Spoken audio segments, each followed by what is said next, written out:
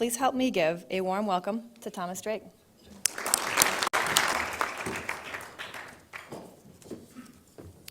I'd like to thank the National Press Club for inviting me here. I've entitled my remarks, "In the Shadowlands of the Secrecy State, Preying on the First Amendment." I first want to announce, however, that I can neither confirm nor deny that a solar eclipse cast by the shadow government is at least partially blocking the view of Sunshine Week. To do either might just reveal state secrets to reporters and journalists, including those of you in the room, unauthorized to receive them.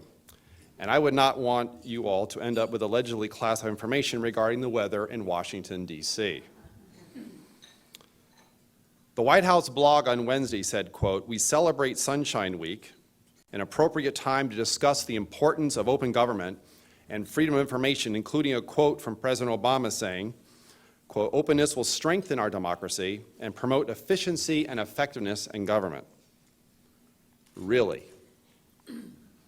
Jocelyn Radak, the National Security and Human Rights Director at the Government Accountability Project, remarked on Twitter just yesterday that after, quote, 3 years of shouting into the wilderness, unquote, she is relieved to see that the Kool-Aid crowd is finally realizing that the Obama administration's draconian orgy of secrecy is finally reaching a boiling point. Glenn Greenwald with the Guardian newspaper published a very powerful article yesterday titled, quote, "Obama's Secrecy Fixation Causing Sunshine Week Implosion." I'd like to remind everybody that President John F. Kennedy said that the very word secrecy is repugnant in a free and open society. I like to think that we have reached a critical event horizon. And whether national security as a new state religion will further suck the dwindling light of the First Amendment into the black hole of classification and secrecy hidden from public view.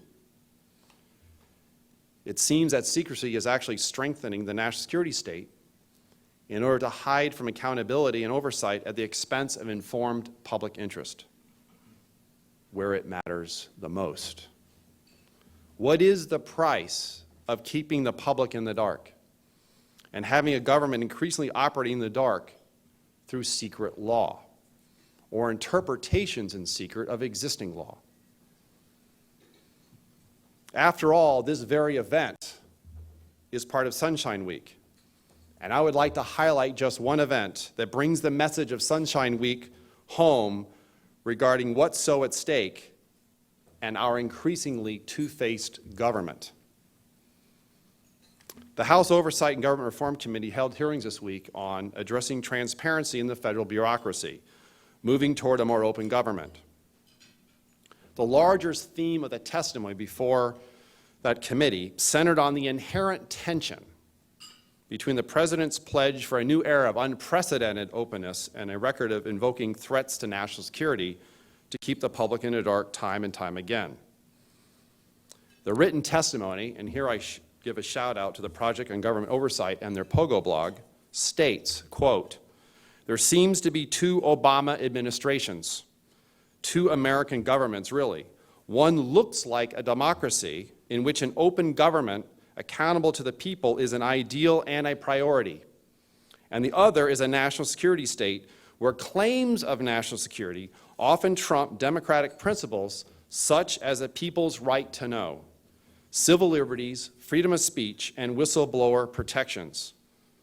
Of course, this is not an approach exclusive to this president, but the unchecked secrecy of Obama's national security state is at cross purposes with many of his administration's openness objectives, and it raises doubts about the president's commitments and declarations about transparency," unquote. So given where we are today at the National Press Club, it seems to me that it's more than appropriate for us to discuss the long shadow of government secrecy obscuring the view of democracy in our constitutional republic, or what's left of it. Threats to the First Amendment by the government is bullseye-centered on a free and unfettered press designed to suppress and repress speech and political expression in America, create fear through unilateral authority and privilege over what is fit or unfit for the First Amendment. If speech becomes the instrument of crime, when revealing government crime and wrongdoing, we are under arbitrary, authoritarian rule and not the rule of law. In our post-9/11 world, the government is increasingly in the first un-amendment business, engaged in a direct assault on free speech and the very foundation of our democracy, because our very individual freedoms have now become fair game for the secrecy regime, all in the name and under the mantle and cloak called national security. In fact, I can make an argument that government increasingly prefers to operate in the shadows and finds the First Amendment a constraint on its activities. And yet, taking off the veil of government secrecy has more often than not turned truth-tellers and whistleblowers into turncoats and traitors, who are then often criminally burned, blacklisted, and broken by the government on the stake of national security. Egregious violations of the Fourth Amendment, many still occurring in secret far beyond the awareness and knowledge of most Americans, are eroding and chipping away the First Amendment. For example, the Patriot Act, along with a number of other enabling acts, including the recently reauthorized FISA Amendments Act, plus many more, including massive abuse of CALEA, ECPA, and CFAA, are now blunt-end instruments of a homeland security and surveillance apparatus that legalizes government deception, citizen monitoring, and wrongdoing, while those who reveal government wrongdoing, illegality, and embarrassment are often prosecuted and increasingly indicted for speaking truth to power. I know. I knew too much truth and exposed government illegalities, fraud, and abuse, and was turned into a criminal for doing so. I was charged under the Espionage Act, faced many years in prison, and became an enemy of the state. It was 5 years of living under the boot of the surveillance state. And yet, I was saved by the First Amendment and the court of public opinion and the free press, including the strength and growing resiliency of the alternative media, the very cornerstone of all of our liberties and freedoms, the one on which all the rest rely, the active voice and conscience of the Constitution of the United States of America. Freedom means everything to me, and especially when I face the prospect of having all my freedoms taken away from me and placed under all kinds of restrictions in movement and monitored activity for several years. So for the sake of our common future and the country we want to keep, we must ask of ourselves some very hard questions. Is the First Amendment becoming a casualty in an indefinite, undeclared war where notions of a free press, public interest, and informed citizenry get in the way of national security interests defined in secret? In our wired and wireless world, what happens to anonymous speech and the press on the internet when the government has a persistent dragnet surveillance system in place, the emergence of a virtual Orwellian state?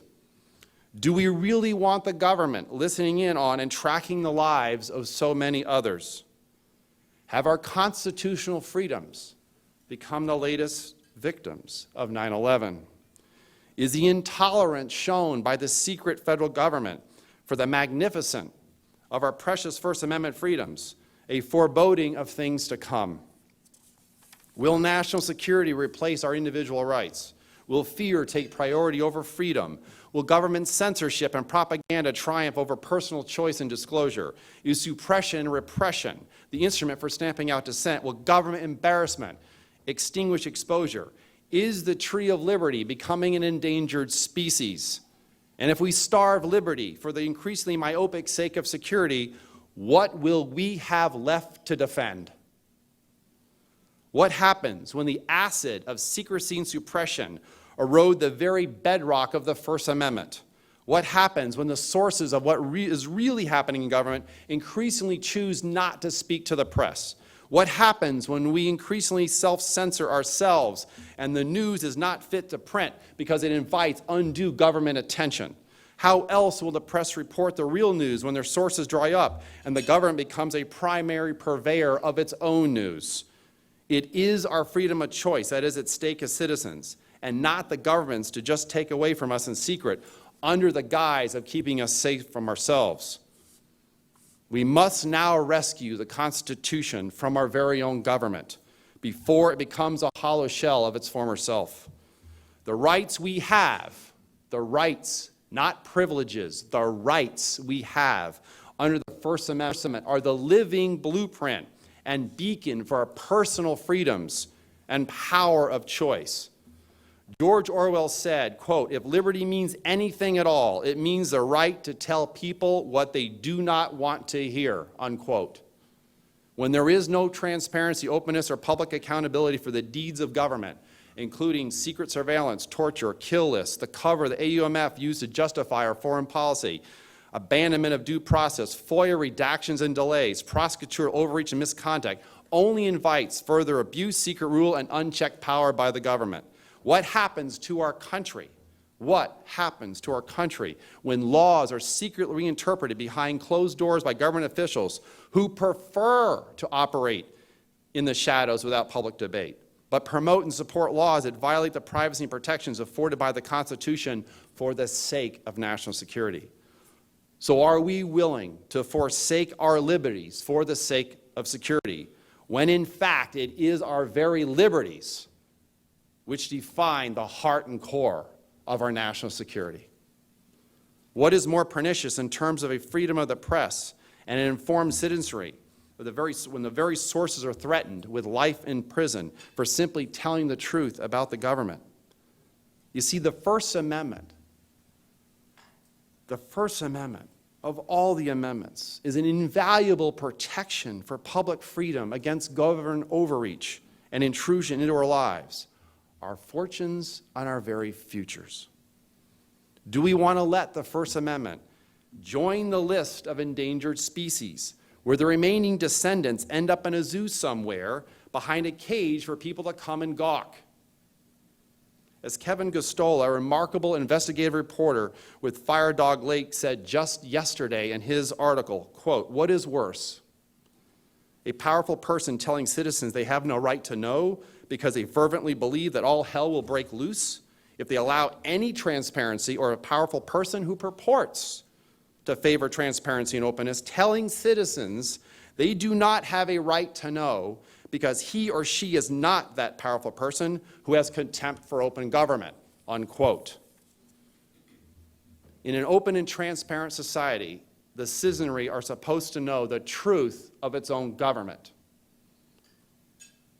So if the First Amendment is the sunshine of our liberty, how else are we to remain free if the government casts its shadows over you and me?